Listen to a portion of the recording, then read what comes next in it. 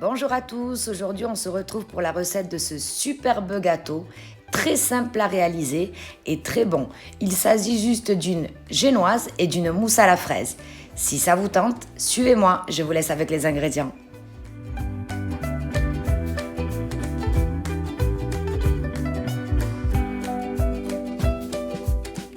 Donc, pour la génoise, il nous faudra 120 g de farine, 120 g de sucre, un sachet de sucre vanillé et 4 œufs. Donc, dans le bol du robot, on va y mettre nos 4 œufs, le sachet de sucre vanillé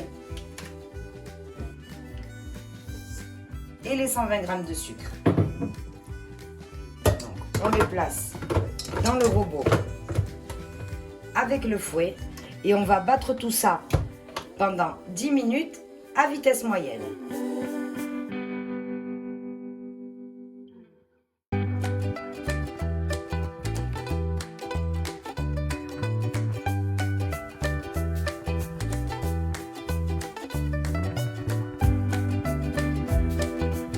On a battu nos œufs pendant 10 minutes. Comme vous pouvez le constater, nos œufs ont triplé de volume.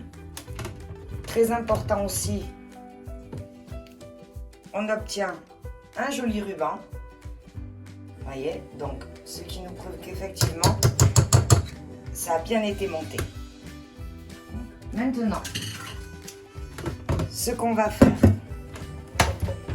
c'est ajouter la farine tamisée en 2 fois. Donc, une première fois, on tamise.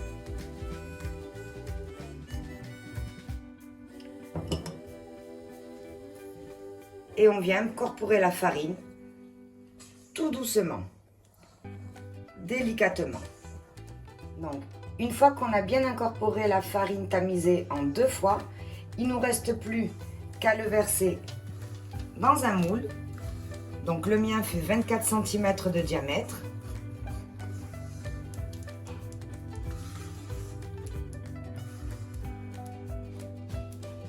Voilà.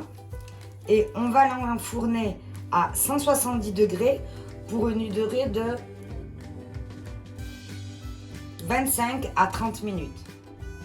Pour la mousse à la fraise, il nous faudra 30 g de sucre glace, 3 feuilles de gélatine, 30 g de sucre en poudre, 350 g de crème fraîche à 35% et 350 g de fraises. Dans le bol de notre mixeur, on va venir y mettre les 350 g de fraises et le sucre et on va les mixer durant quelques minutes afin d'obtenir une purée de fraises. Donc une fois que j'ai mixé mes fraises, je les ai passées au préalable au chinois pour enlever tous les petits grains et maintenant je les remets sur le feu. Donc à feu doux, en remuant de temps en temps jusqu'à ce que ça commence à peine à ébullition. C'est pas la peine de le faire bouillir à fond. Voilà, donc c'est suffisant.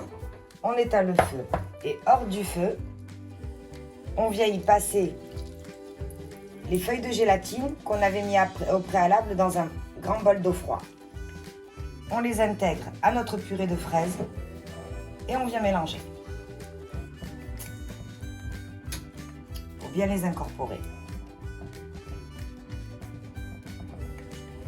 Voilà, donc une fois la gélatine bien incorporée, on va laisser la purée de fraises de côté de manière à ce qu'elle refroidisse jusqu'à température ambiante. On prépare maintenant la mousse à la fraise. Donc, on va commencer par verser dans le bol du robot notre crème.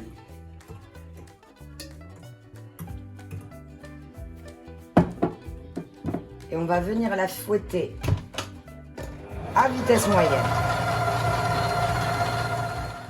Quand notre mousse est à moitié montée, on commence à y incorporer petit à petit le sucre glace.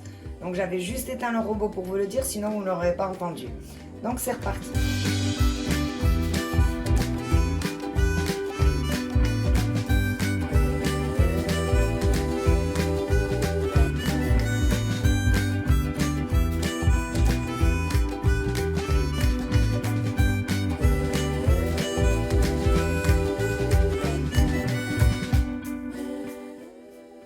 Une fois notre crème montée, on y incorpore notre purée de fraises.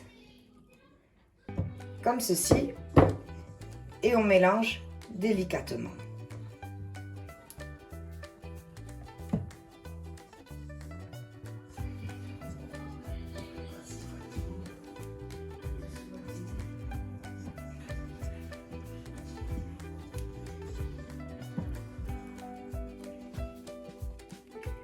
Donc, j'ai placé ma génoise dans un moule de 26 cm de diamètre.